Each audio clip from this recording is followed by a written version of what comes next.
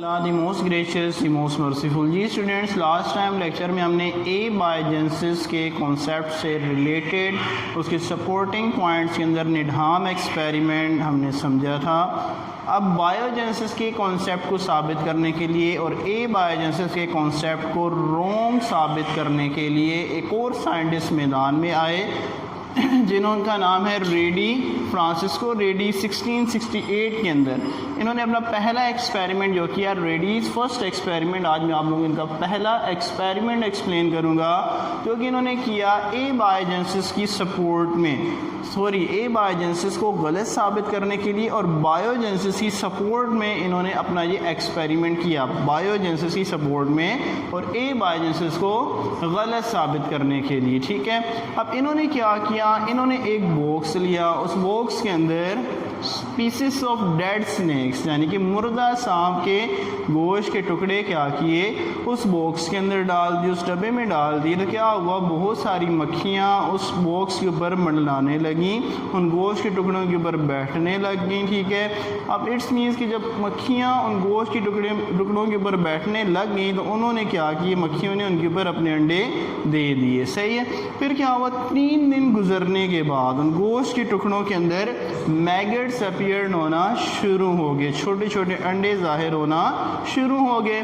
3 دن کے بعد مزید 18 دن جب گزرے تو وہ میگٹس کیا ہوئے، پیوپا کی شکل میں ظاہر ہونا شروع ہو گئے. اٹس مینس جو میگٹس سے وہ پیوپا کے اندر کیا ہو گئے، ٹرانسفارمڈ ہو گئے. ٹھیک ہے، اب تقریباً 8 دن جب اور گزرے تو یہ جو پیوپا تھے ان میں سے کیا ہوا، مکھیاں بن کر اڑنا شروع ہو گئیں. اور اس طرح ریڈی نے یہ کہا کہ دیکھو ان گوشت کے ٹکڑوں کے اوپر کیا ہوا، مکھیاں جب اکٹھی ہوئیں تو یہ اب جو مکھیاں اب پروڈیوس ہوئی ہیں یہ بالکل ویسی ہی مکھیاں ہیں، ویسی ہی فلائز ہیں جو فلائز اس وقت گوشت کے ٹکڑوں کے ارد گرد اکٹھی ہوئی ہوئی تھیں، ان کے اوپر بیٹھ رہی تھیں. اس طرح ریڈی نے یہ ثابت کرنے کی کوشش کی کہ بائیوجنسس کا کانسیپٹ بالکل ٹھیک ہے، کیونکہ وہ فلائز ہی ان مردہ گوشت کے ٹکڑوں کے اوپر جمع ہوئی تھیں، اکٹھی ہوئی تھیں، ان کے اوپر انہوں نے انڈے دیے جو کہ میگٹس کی شکل میں ظاہر ہوئے، میگٹس پھر پیوپا میں کنورٹ ہوئے اور پیوپا سے پھر کیا ہوا،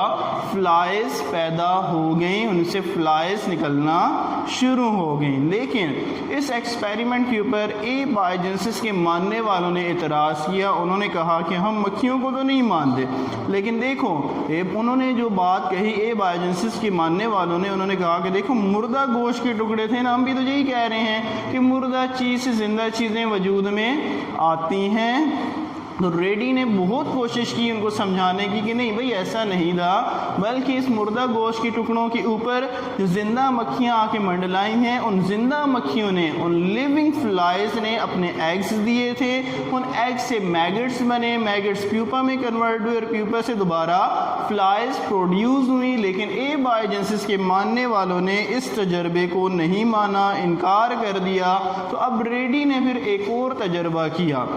اب میں ایک بات آپ لوگوں کو بتانا چاہوں گا کہ ریڈی نے ٹوٹل 3 ایکسپیریمنٹ کیے. آج ہم نے ریڈی کا پہلا ایکسپیریمنٹ سمجھا. جب پہلے ایکسپیریمنٹ کے اوپر اعتراض ہوئے، اے بائیوجنسس کے ماننے والوں نے اس کے اوپر مختلف قسم کے پوائنٹس دینا شروع کر دی، اس کے خلاف بولنا شروع کر دیا. تو پھر ریڈی نے ایک اور ایکسپیریمنٹ کیا، سیکنڈ ایکسپیریمنٹ، جسے ہم نیکسٹ لیکچر میں پڑھیں گے.